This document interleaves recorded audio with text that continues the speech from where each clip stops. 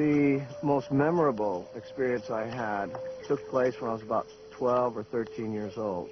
There was a certain area where I lived where there were arrowheads and artifacts to be found from the early Indians that inhabited the place. One time I was up there by myself, and I could smell a campfire and sounds of people behind me.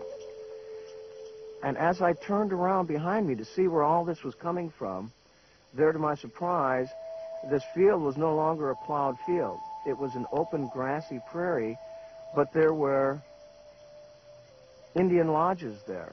There was smoke coming out of these lodges. There were cooking fires in front or up to the side of these lodges. And that's where these smells were coming from. And then things just kind of dissolved, and there was the field again. It definitely convinced me that we could access different times, different places. Once something like this opens up to you, you say, I can travel in time. It's like a time machine. Or I can go anywhere I want.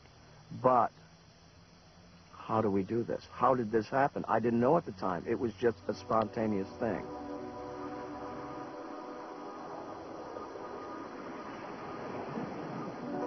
Mel Riley belonged to one of the strangest chapters in the history of espionage. Strange because it involved something that supposedly doesn't exist, the psychic ability known as extrasensory perception.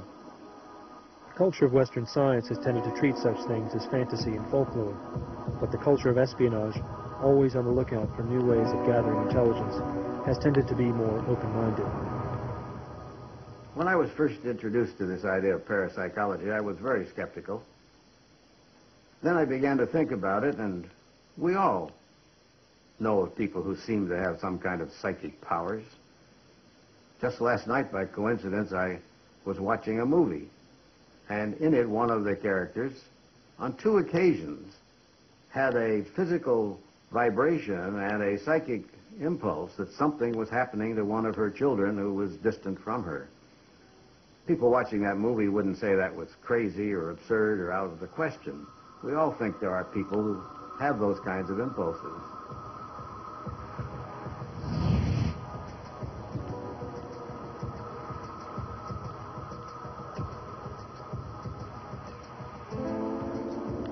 The CIA and other agencies have had much more than a casual interest.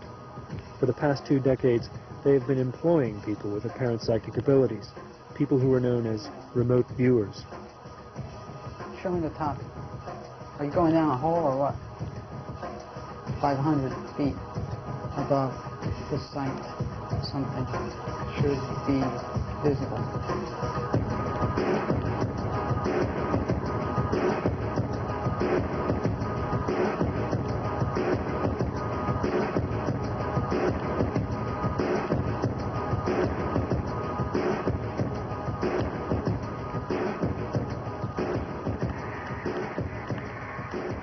As a science writer, I found it hard to believe this story when I first stumbled across it 2 years ago.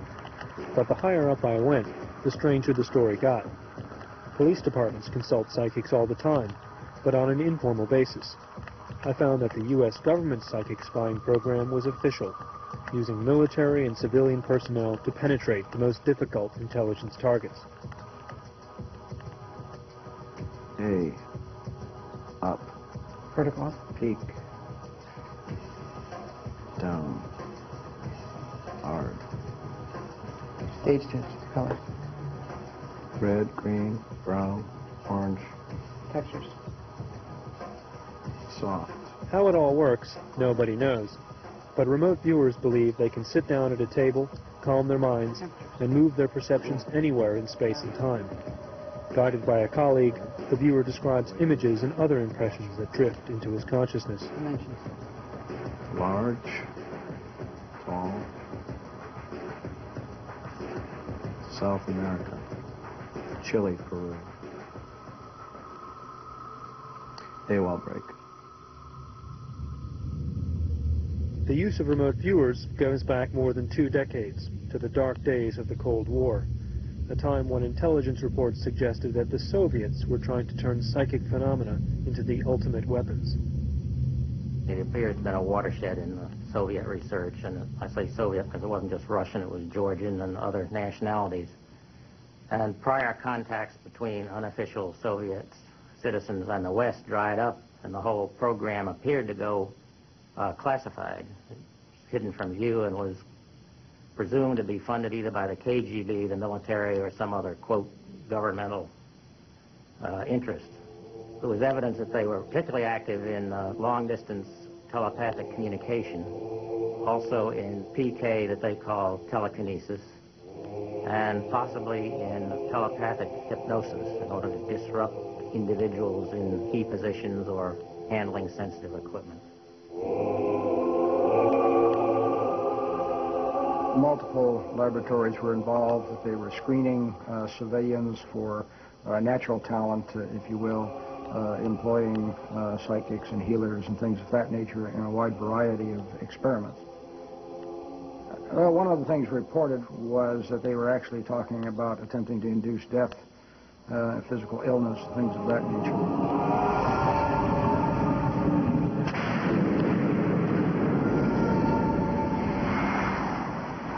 To catch up with the Russians, the U.S. intelligence community turned to Stanford Research Institute in California.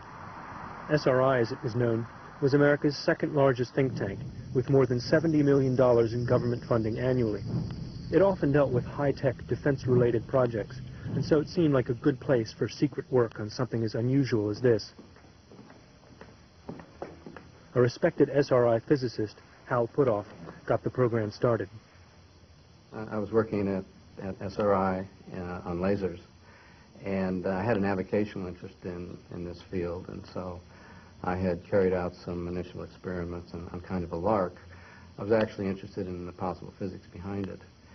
And so I circulated the results from those early experiments around, and pretty soon we were approached by representatives of various government agencies who were interested.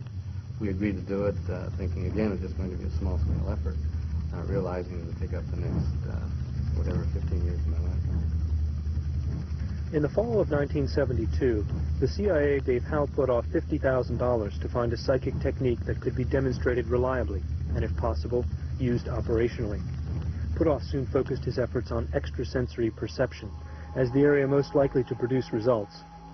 If psychic perception could be made accurate and reliable, then whoever possessed it could be the perfect spy.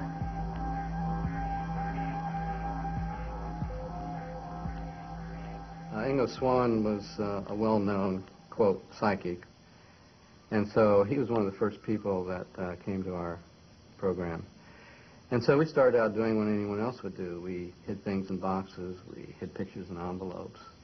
And after a few days, he got bored with that, and he said, why are you having me do this? You want to know what's in the box? Open it up. You want to know what's in the envelope? Tear it open. I mean, this is a trivialization of this ability. What I can do is I can close my eyes and see anywhere in the planet. Why don't we look at that? Frankly, to mollify him, we said, okay, well, we'll do some experiments. How do you want us to do this? And he said, well, just pick coordinates, latitude and longitude off the map, and I'll tell you what's there.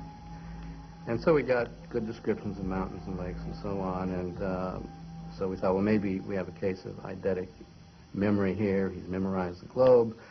So we got coordinates of more specific things like actual buildings and so on, lakes in the middle of large land masses, little bits of land masses in the middle of large oceans and so on. And that continued to work, apparently, to a point that we decided maybe there's something to this, and so we should take it up.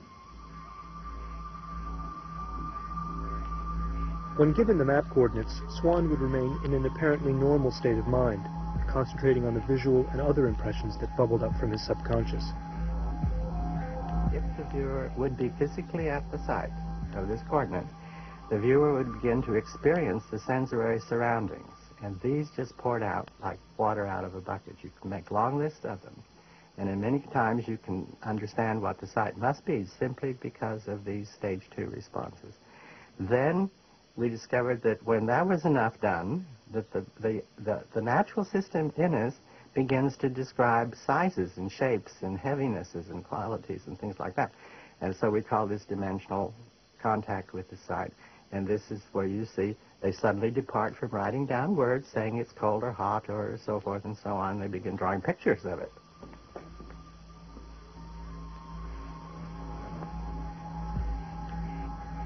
The information comes through in quick images, feelings, almost as though it was subliminal, almost as though one part of your mind is trying to